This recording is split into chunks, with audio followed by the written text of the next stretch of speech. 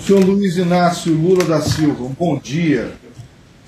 Eu preciso fazer algumas perguntas, algumas até óbvias, mas são para registro. O senhor tem alguma relação de parentesco ou amizade íntima com o senhor Carlos Arthur Nussmann? Não. Com o senhor Sérgio Cabral, que acabou de falar com o senhor? Não. E Leonardo Griner? Nem conheço. Perfeito. Eu faço essas perguntas porque antes do seu depoimento, não só do seu, de todas as testemunhas que vêm a juízo, elas têm que ser advertidas de que esse depoimento ele tem uma marca, que é o compromisso de não mentir em juízo. Aqui o senhor está sendo visto como testemunha de defesa, de acusação, mas não faz diferença. O papel da testemunha é ajudar a esclarecer os fatos, portanto, ajudar ao trabalho que o juízo vai realizar ao final do processo. Então, nessa condição, o senhor tem o compromisso, a obrigação, inclusive, de dizer a verdade, mencionar aquilo que sabe. Obviamente, a ressalva tem que ser feita. Eu sei que o senhor sabe de tudo isso, mas eu preciso fazer o registro, tá? Se for alguma pergunta, alguma situação que possa eventualmente lhe causar um prejuízo pessoal à sua defesa, lhe causar uma autoincriminação, uma incriminação, o senhor pode se recusar. Isso deve ser esclarecido ao juízo que delibera no momento. O senhor tem livre acesso aos seus advogados que estão, acredito que estão aí ao seu lado. O senhor tem livre acesso e os seus advogados sabem que tem também essa possibilidade de interferir e prestar, enfim, dar assistência que o senhor tem direito. Então, eu preciso fazer essa advertência que não é específica para o senhor, repito, é genérica para todos os testemunhos.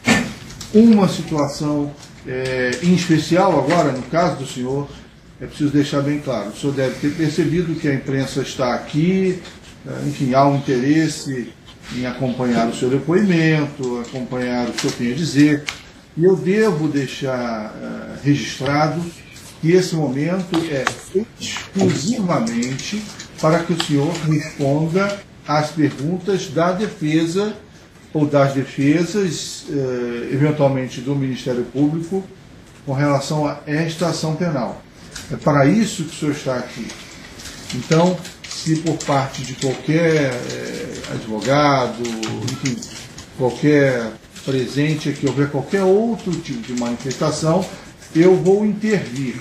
Sempre que eu assim fizer, se eu intervier no seu depoimento, eu peço que o senhor faça silêncio e aguarde a deliberação, porque eventualmente eu posso indeferir uma pergunta e o senhor não deverá dessa forma responder. Está claro isso para o senhor? Vereador, o meu compromisso aqui é com a verdade, porque eu não acredito que hoje no Brasil tem um brasileiro que anda em busca da verdade mais do que eu.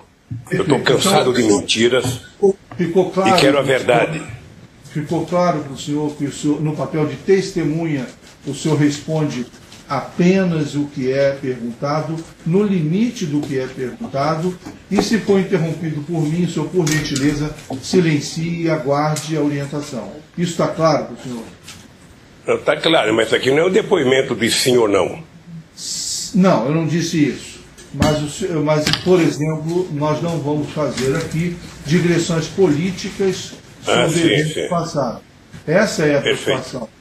Até porque, repito, a sua posição aqui é de uma espécie de auxiliar do juízo, é de trazer informações. O senhor não está aqui se defendendo. Essa é uma posição diferenciada de um interrogatório. Isso é que eu gostaria de deixar claro para o senhor. Ok? Então, feita essa observação, eu passo a palavra para a defesa de Sérgio Cabral Filho, que foi através deles que o senhor aqui está para ser ouvido. Excelência, eu só pedir a defesa do doutor Nélio, enquanto eu estiver entendendo, depois a gente fala de novo. À vontade. Se ele puder. Se puder sentar aqui comigo, Excelência, porque eventualmente auxilia numa... O senhor Cabral, por favor, pode também. Por favor, vou posicioná-los aqui. Fique à vontade, doutor. Obrigado, Excelência. Senhor presidente, bom dia. Meu nome é Rodrigo Roca. Eu represento aqui o governador Sérgio Cabral, que está ao meu lado. Eu gostaria de, antes de qualquer coisa, agradecer a disposição do senhor em atender o chamado da Justiça e prestar as suas declarações, que nós consideramos muito importantes, não só pelo que o senhor representa para o país, independentemente de agremiações políticas ou de movimentos partidários, mas de tudo que o senhor representou e representa para o país. E foi nessa condição e por essa razão que nós fizemos questão do depoimento do senhor aqui a respeito dos fatos que nós temos notícia, o senhor participou e conhece bem. Então eu queria agradecer a disposição. Em seguida, eu gostaria de situar a respeito da acusação, da imputação que está sendo feita, e há um parágrafo da denúncia que me parece bastante esclarecedor sobre isso.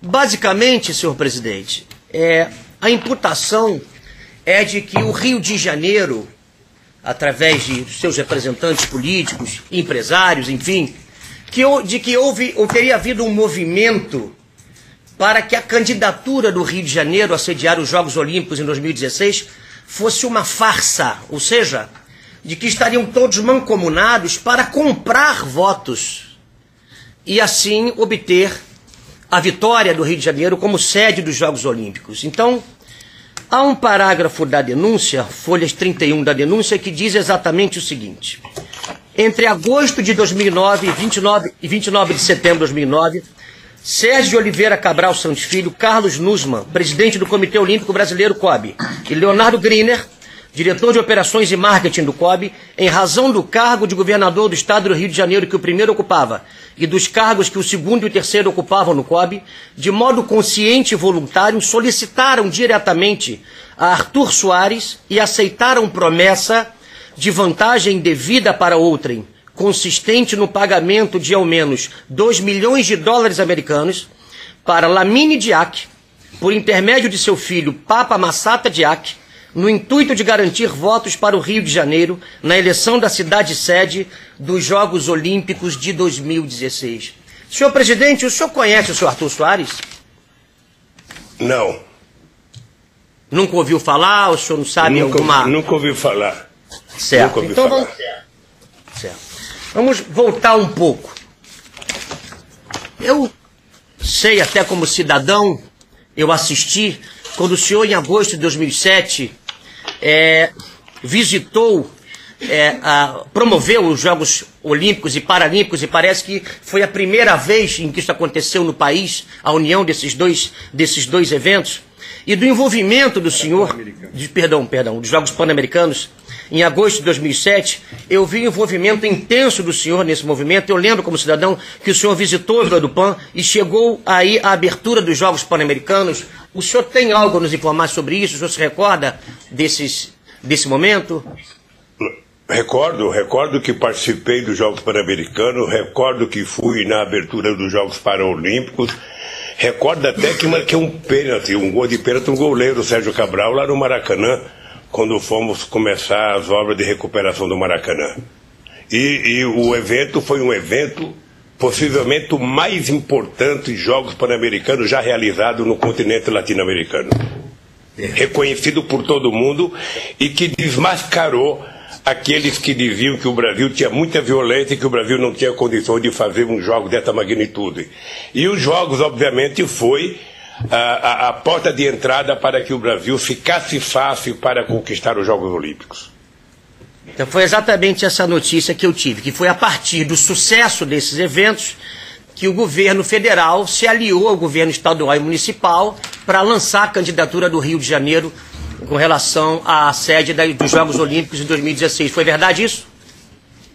Foi a partir desse momento? Pergunta, doutor. Foi a partir do êxito desses eventos. Veja, A partir desse momento, eu acho que o Brasil ganhou respeitabilidade ao nível internacional, em se tratando de país capaz de realizar um evento internacional e país capaz de dar segurança aos atletas profissionais e à imprensa que fossem participar do evento. Em junho de 2008, o Rio passou a segunda fase da candidatura junto com Chicago, Madrid e Tóquio. Procede que o senhor, nas suas viagens, o senhor falava com os chefes de Estado pedindo apoio ao Brasil com o argumento de que seria a primeira Olimpíada na América do Sul? Isso aconteceu? O senhor fez esse movimento? Procede. Não apenas eu, enquanto presidente, mas o Itamaraty, enquanto representação externa do governo federal, tinha o compromisso dado por mim para que em todos os países que tivesse contato com o ministro das Relações Exteriores, com presidentes, com primeiros-ministros, defendesse o Brasil, porque o Brasil já era grande demais e já estava capacitado a fazer as Olimpíadas. Entendi. O senhor determinou que houvesse um representante do Itamaraty em todas as reuniões da campanha da Rio 2016 e que nessas viagens desse representante o senhor recebia reportes a respeito dos países em que teriam voto no Comitê Olímpico. O senhor se recorda disso, do acompanhamento? Quando o Brasil foi classificado como presidente da República, o governo brasileiro tinha o compromisso de defender o Rio de Janeiro. Afinal de contas, o Rio já tinha perdido 3 tentativas. Ou seja, e nós resolvemos que o Brasil era a 6ª economia do mundo, o Brasil já estava disputando com a Inglaterra para ser a 6ª economia do mundo, o Brasil era o país que tinha o melhor protagonismo internacional. Eu, por conta dos projetos e da ajuda da sociedade brasileira, era possivelmente um dos presidentes mais respeitados no mundo, e nós tiramos proveito disso para colocar o Brasil no cenário esportivo internacional, porque eu não admitia que as Olimpíadas fossem uma coisa só de país do primeiro mundo. Entendo. E conquistamos. É verdade. O senhor esteve em diversos países da Europa, Ásia, América Latina, falando sobre a campanha da Rio 2016. No caso presente, senhor presidente, o Ministério Público Federal está, de alguma forma, estigmatizando os países africanos com relação aos votos que eles teriam e que teria sido cabalado o voto de alguns países, de alguns membros de países africanos.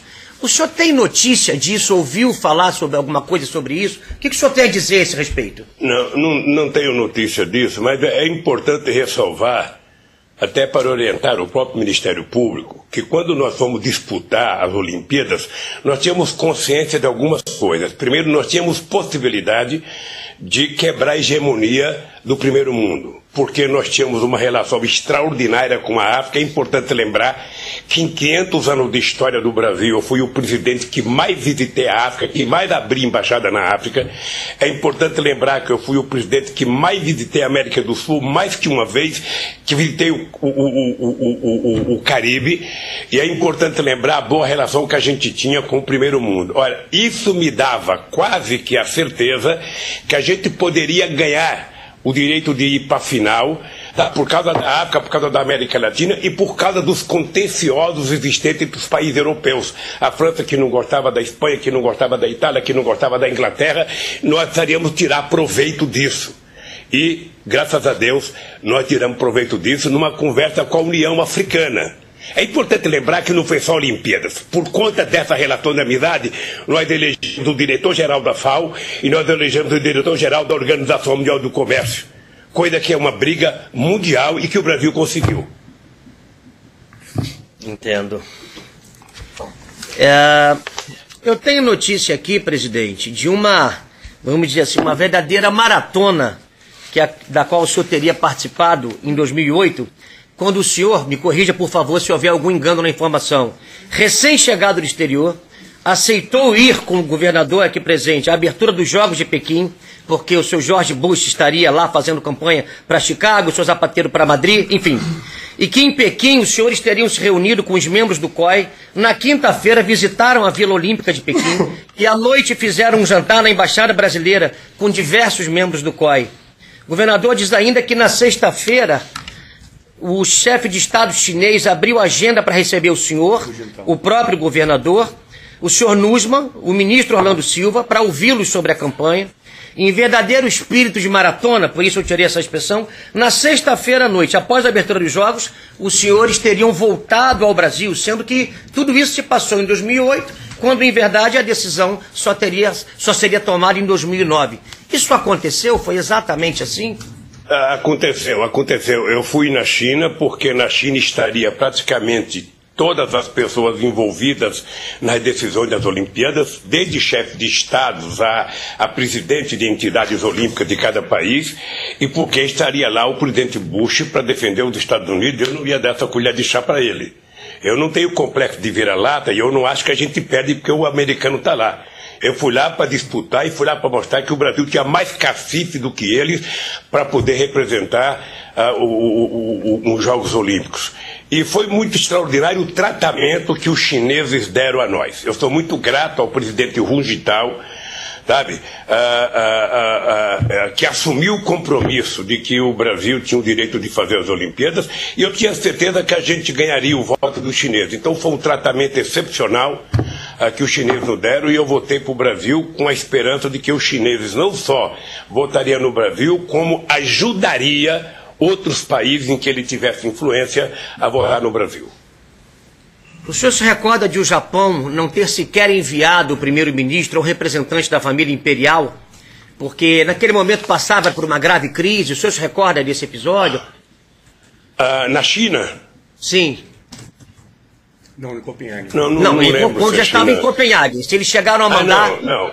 Veja, eu não lembro. O que eu lembro é que eu fui para um jantar com a rainha da Dinamarca, em que estava presente a Michelle Obama, porque o Obama chegou no dia, mas ela chegou uma semana antes. E como ela era mais simpática do que ele, eu resolvi ir também para poder mostrar minha simpatia e ganhar o voto. Então eu almocei com a rainha da Dinamarca, com um japonês que estava lá, que eu acho que era o primeiro-ministro, um representante do primeiro-ministro, com o ministro José Zapatero da Espanha e com a Michelle Bachelet. A Michelle Obama. Michelle Obama. E a Oprah Winfrey. A senhora Oprah estava lá? Oprah Winfrey? O senhor se recorda disso? A Oprah Winfrey. Não se recorda? Não lembro. Artista americana. Apresentadora americana famosa. Não lembro. Eu quando é mulher assim, eu não olho. Eu só olhava para os homens porque eu queria ganhar voto. Mas eu sei que estava lá, Estados Unidos, Espanha e Japão no jantar com a rainha da Dinamarca. Certo. Perfeito.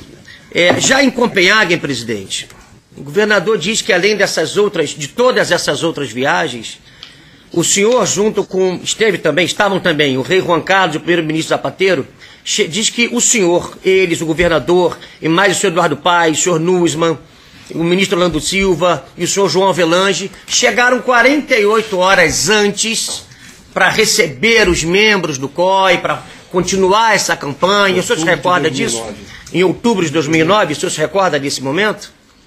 Eu lembro que nós chegamos antes porque havia informação que o Zapatero já estava lá defendendo Madrid, havia informação de que a Michelle Obama já estava lá, sabe, derramando simpatia por tudo quanto é Copenhague da vida, e eu falei, não, vou ter que chegar lá porque nós precisamos conversar, tem que mostrar simpatia brasileira. Eu cheguei 2 dias antes e na véspera da decisão nós tivemos uma reunião com vários delegados, inclusive tem uma história com o italiano que é fantástica, porque eu convidei o cara para conversar, a Itália tinha 5 delegados, eu tinha conversado com o presidente Berlusconi e ele tinha dito que era possível que a Itália votasse no Brasil, e eu convidei o delegado para ir lá, o chefe da delegação. Ele chegou lá, nem perguntou o que eu queria, começou a falar mal do Brasil. Porque o Brasil tem muito favelado, porque o Brasil tem muita violência, porque o Brasil tem muita criança de rua, porque o Brasil tem... Depois de meia hora que ele falou, deu um murro na mesa e falei, escuta aqui, ó, deixa eu falar uma coisa para o senhor. Se tem uma delegação nesse encontro que tem obrigação moral de votar no Brasil, é italiana. Porque se vocês não estão disputando, no Brasil, entre italianos e descendentes, tem 30 milhões. Então vote no Brasil para garantir que os italianos do Brasil possam participar das Olimpíadas. Bem, não sei se ele votou. O dado concreto é que quando terminou a votação, que anunciou que era o Brasil. Ele foi o primeiro a correr para me abraçar. Eu não perguntei se votou, não, mas foi um fato inusitado.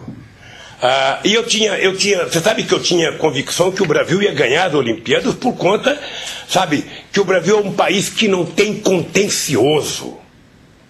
As pessoas precisam saber, se o Brasil tiver dirigentes com grandeza política, o Brasil não tem contencioso no mundo. E por isso o Brasil tem chance de conquistar coisas que outros países não têm. É só o Brasil não se apequenar. E nós fomos grandes e ganhamos. Ganhamos mesmo, senhor presidente. Presidente Obama, em que momento ele apareceu? O Obama apareceu, mas em um minuto que ele apareceu, ele ficou mais tempo na televisão do que eu fiquei 2 dias lá, porra. Eu falei, bom, quando o Obama, o avião dele ficou rodando na pista uns 40 minutos, eu cheguei lá, não me deram nem 30 segundos na televisão, porra, o Obama deram 1 hora só de aeroporto. E quando o Obama chegou, ele foi falar, fez um discurso bem fraquinho, ou seja, um discurso, sabe, que não empolgou ninguém. E eu vou dizer uma coisa, doutor, a apresentação do Brasil foi simplesmente maravilhosa. Hoje é fácil falar mal. É importante que as pessoas peguem as imagens da divulgação do dia que o Brasil conquistou, para ver quantos milhões de brasileiros choraram de emoção, porque o Brasil tinha conquistado pela primeira vez a realização das Olimpíadas, que até então, fora o México, só tinha sido feito em países ricos. E Jogos Olímpicos não é para país rico. É para atletas profissionais, é para o povo. Eu sonho que um dia vai ter feito na África uma Olimpíada. Então foi muito excepcional e eu sinceramente acho que foi um momento muito. Eu vou lhe contar uma coisa, doutor. Eu era casado com a Marisa há mais de 35 anos. Eu nunca tinha visto a minha mulher chorar. E no dia que foi anunciado o Brasil, a minha mulher chorou. Eu liguei para ela, ela estava chorando no telefone porque foi uma comoção, até mostrada pela Globo. A Globo poderia fazer, hoje já que eu estou prestando depoimento aqui, mostrar o que foi a conquista do Brasil nas Olimpíadas. Presidente, o senhor se preparava para esses encontros de campanha? O senhor fazia algum tipo de treinamento? Havia alguma conversa antes, preparatória para esses encontros, não?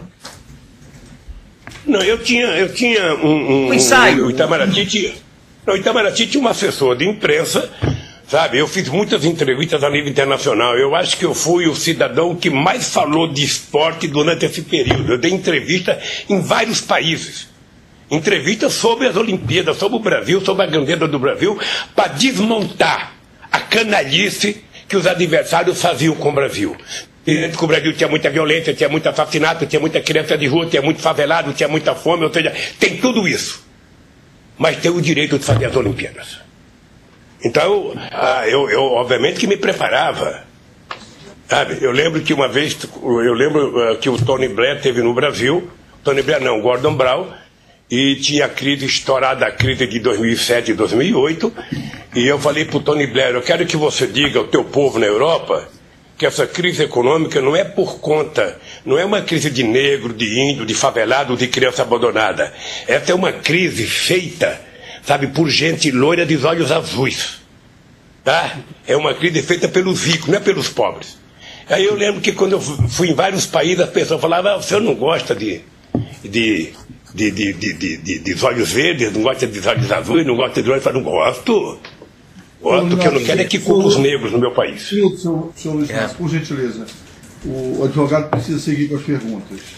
Excelência, eu entendo, porque é inseparável da narrativa do fato. Essas considerações são importantes, assim como aconteceu. Eu entendo, mas é só. Estou deixando fluir. Entendo. Eu agradeço por isso. Mas é preciso Obrigado, focar no. Vamos focar sim. Presidente, é verdade que o senhor ficou no quarto de hotel, acompanhado do senhor Eduardo Paes, acompanhado, enfim, de outras pessoas, recebendo durante o dia inteiro membros do COI a respeito da campanha, falando com as pessoas, estava com o governador também, o senhor se recorda disso? Não era quarto de hotel, se alugou uma sala num hotel em que eu recebia delegações na véspera do encontro. Aliás, eu estava num quarto de hotel que quando eu tomava banho a água saía para fora. porta, ia empurrá-lo. Eu passava o tempo com o pé puxando a água para poder evitar que invadisse o quarto do hotel. Mas, de qualquer forma, foi numa sala alugada, sabe, em que eu recebi vários delegados. Estava presente o governador Sérgio Cabral, estava presente o prefeito Eduardo Paes, estava presente o Nuno, estava presente mais um monte de assessor deles e meu, e estava presente, às vezes, o Celso Amorim, às vezes alguém do Itamaraty, a imprensa. E todas as cidades tinham também direito a esse espaço para receber? Era com todos, não? Veja, eu fiz menos reuniões com delegados. Delegado mesmo eu fiz em Copenhague. Eu fazia reunião com o chefe de Estado, com todos que eu conversei. Depois que o Rio de Janeiro foi aprovado entre os quatro, com todos os presidentes ou primeiros-ministros que eu conversei, e todos que o Celso Amorim conversou de embaixador, a gente defendia o Brasil. Certo. O senhor se recorda da diferença dos votos do Rio de Janeiro com relação ao segundo colocado? Olha, eu não sei no primeiro turno, mas eu acho que o Brasil teve a maior votação da história das Olimpíadas. Esse é um fato extraordinário. 40 votos eu ouvi, o senhor se recorda disso? Eu não sei o total, mas eu sei que foi estupendo a votação do Brasil. Foi maravilhosa. Eu se não fosse corintiano, eu tinha tido infarto lá. Porque a emoção foi muito grande. Pergunta para o Pelé, pergunta para a Hortência, para saber como é que foi a emoção. Vamos fazer isso. Presidente, em termos de autoestima do brasileiro, o que essa vitória agregou para o país, no seu entendimento? Um minuto. Olha, a realização de uma Olimpíada é um evento tão excepcional que o mundo inteiro disputa. Senhor Luiz Inácio, por gentileza. O que é isso aqui? A pergunta ela não foi deferida porque ela não tem relação com o ato do processo. Tá? O advogado tem a palavra. Presidente, uma outra pergunta. O senhor se recorda de, enquanto todos aguardavam o anúncio do resultado a respeito, enfim, da candidatura das cidades, o senhor se recorda de o governador ter tido um pico de pressão e ter precisado ser atendido pelo médico particular do senhor? O senhor se recorda desse momento? Nós estávamos no hotel e estava já começando o processo de votar quem era que ia para a final, né? Não, quem era que ia ganhar. E eu notei que tinha muita gente lá no saguão do hotel, era um hotel pequeno, e eu notei que o governador ia explodir. E eu então pedi para o médico da presidência da República dar uma olhada nele, porque ele poderia morrer antes de ver o Rio de Janeiro conquistar. Ele foi lá, o médico fez um check-up nele, daqueles, sabe, rapidinho, e não sei se deu remédio para ele, mas ele ficou mais tranquilo, porque a cara dele era de quem ia explodir. Era muita emoção, eu posso garantir, doutor Roca, que era muita emoção, era muita inquietação, porque era um momento único para o meu país. Foi até hoje. Presidente, para terminar, o senhor disse, eu queria só, já respondeu, eu gostaria só que ficasse muito claro. O senhor ouviu falar a respeito de alguma negociata, transação ilícita envolvendo quaisquer dos membros do COI na candidatura do Rio 2016? Depois, o senhor ouviu falar sobre isso? Nunca, em nenhum momento, veja, eu inclusive criei um decreto em 2009, tanto para a Copa do Mundo de 2014 como para as Olimpíadas, um decreto de transparência, dando à Controladoria Geral da República a fiscalização de transparência de todos os atos em relação às Olimpíadas. Eu só lamento que venha uma denúncia de corrupção, de compra de delegado, sabe, 8 anos depois. Eu, sinceramente, não sei quem é que fez a denúncia, não quero saber, não conheço. Como nós estamos vivendo num momento de denuncismo, em que muita gente. Obrigado, senhor Luiz Inácio, um minuto. Presidente, nós também lamentamos, eu queria agradecer em meu nome, em nome do governador, mais uma vez, a disposição do senhor de participar desse ato. Muito obrigado. Okay. Eu pergunto, obrigado, doutor. As demais defesas, posso iniciar pela de Carlos Huckman, se quer perguntar.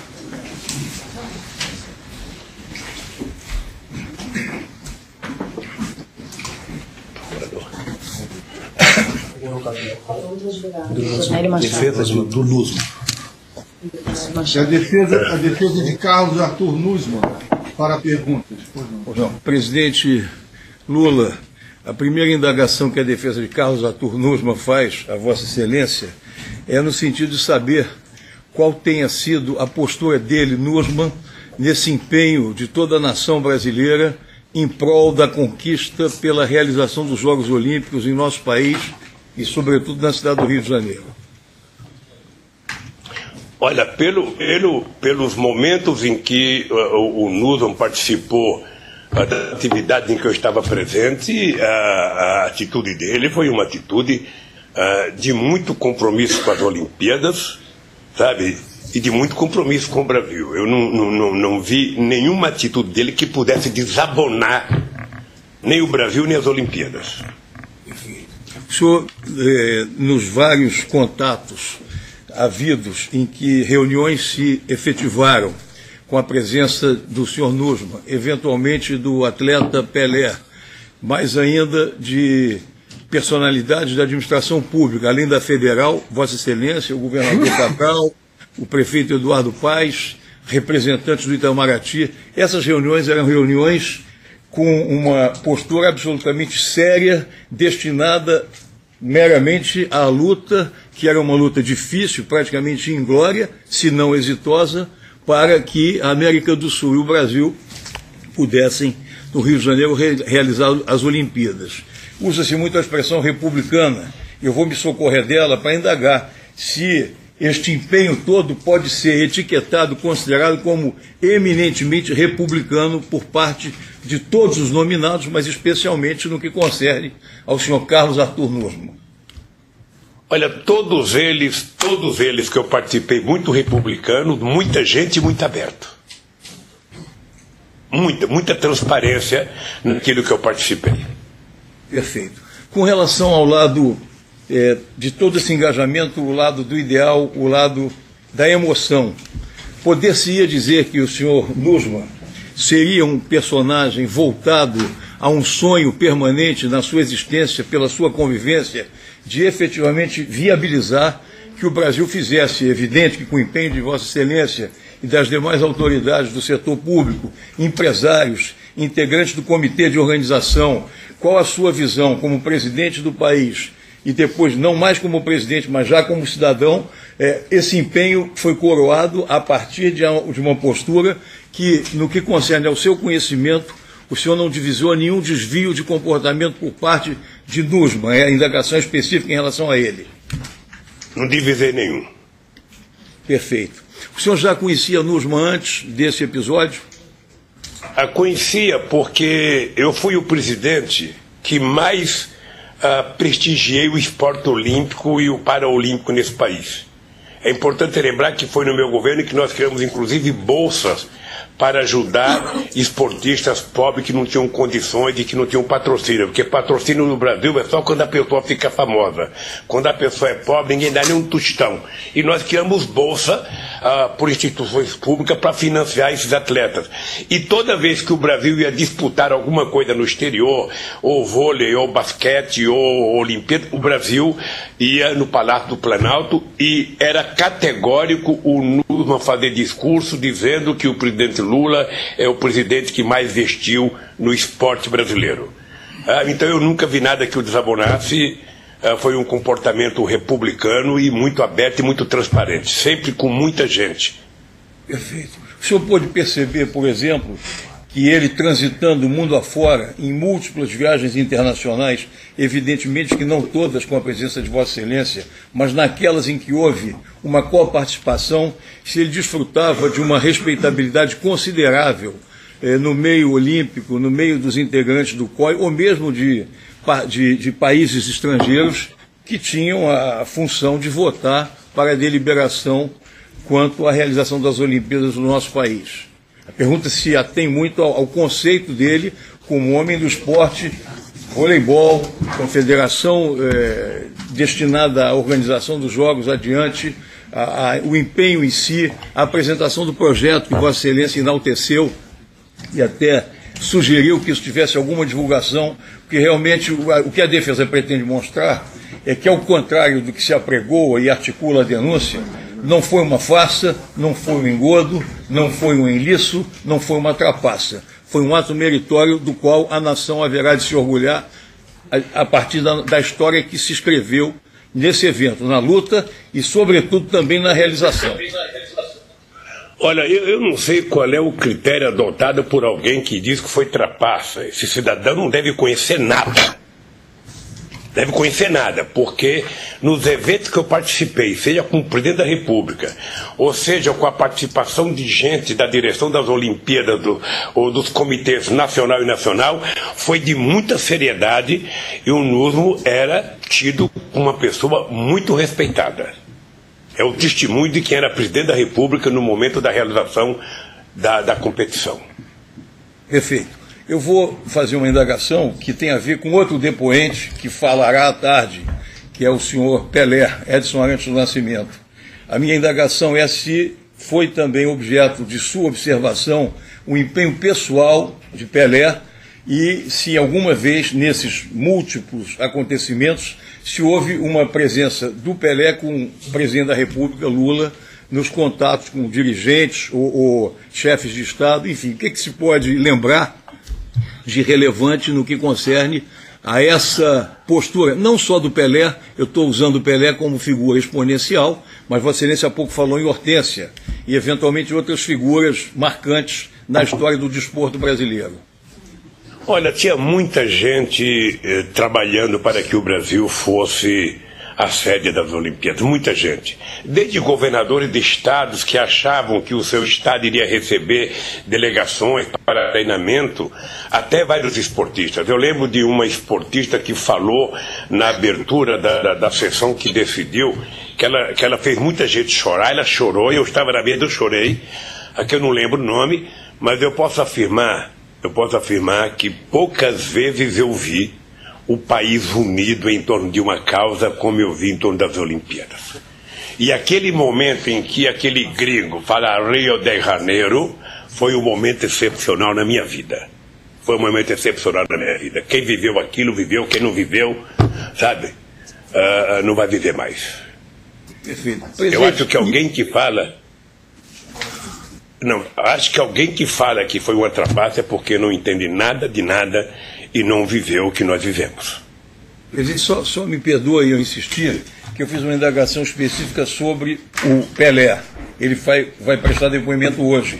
Então eu queria exatamente ter uma notícia de qual teria sido a participação dele na Dinamarca, eventualmente em algum contato, na sua visão. Olha, veja, a participação do Pelé no evento, mesmo, eu não sei quais das reuniões que ele participou, né, porque ele não estava na minha delegação, ele estava na delegação, sabe, das Olimpíadas. O dado concreto é que só a presença do Pelé, mesmo sem falar nada, sabe, com uma gravata igual essa que eu estou, que essa gravata é das Olimpíadas, eu carrego ela até ela começar a ficar desmontando aqui, só o fato do Pelé estar lá já foi uma coisa excepcional. A figura dele, sabe, por si só, já mostra a seriedade com que se deu as Olimpíadas. Perfeito. Presidente, eu não tenho mais nenhuma indagação, agradeço o depoimento, indago do meu colega se deseja acrescentar uma ligeira indagação. Senhor presidente, apenas para complementar ainda pela defesa do senhor Carlos Arthur Nussmann, a indagação que se faz é a seguinte: seria possível realizar um evento dessa grandiosidade em nosso país, no Brasil, sem o engajamento ativo do presidente da República, do governo federal, em parceria com o governo estadual, com o município? Seria viável realizar esse evento sem essa sinergia? Como foi essa união entre os governos federal, estadual e o município na realização dessa candidatura? Olha, primeiro, sem o envolvimento do Brasil como um todo, o Rio de Janeiro não ganharia. Já tinha perdido várias. Ou seja, o Brasil vivia um momento excepcional, o Brasil tinha virado protagonista internacional. O Celso Amorim, eu considero ele, que na época era o ministro das Relações Exteriores mais importante do mundo, era a figura mais respeitada.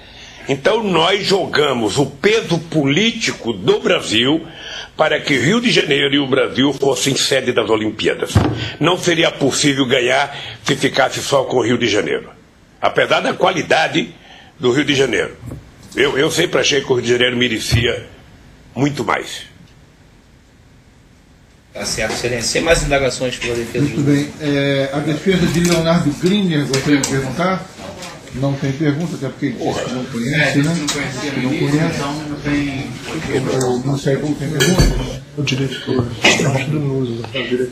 Senhor Luiz Inácio, o Ministério Público fará algumas perguntas, por gentileza. Muito bom dia, senhor presidente. Bom dia, bom dia.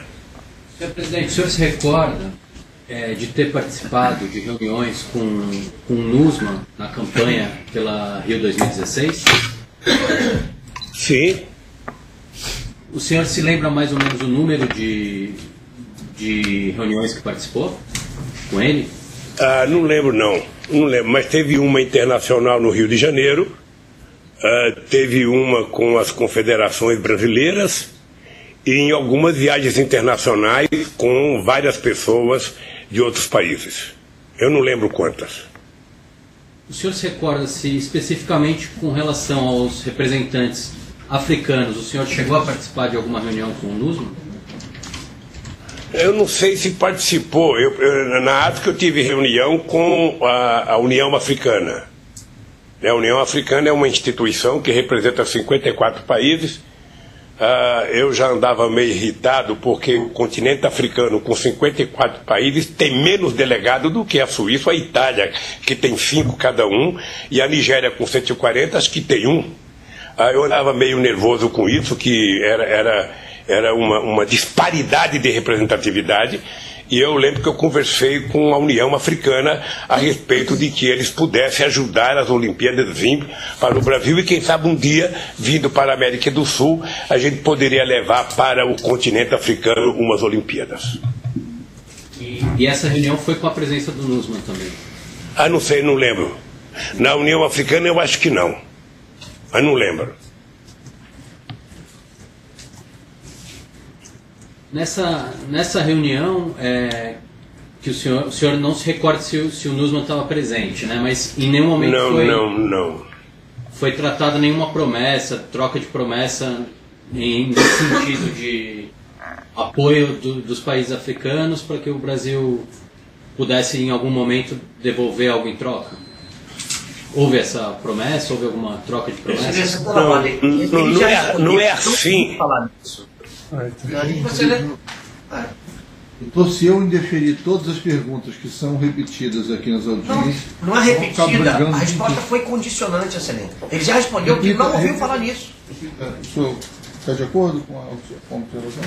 Senhor Luiz Inácio, bom dia. O senhor disse que teve uma reunião com a delegação africana e que em algum momento o senhor disse que eles precisavam apoiar a candidatura brasileira porque em algum momento poderia ter algum apoio.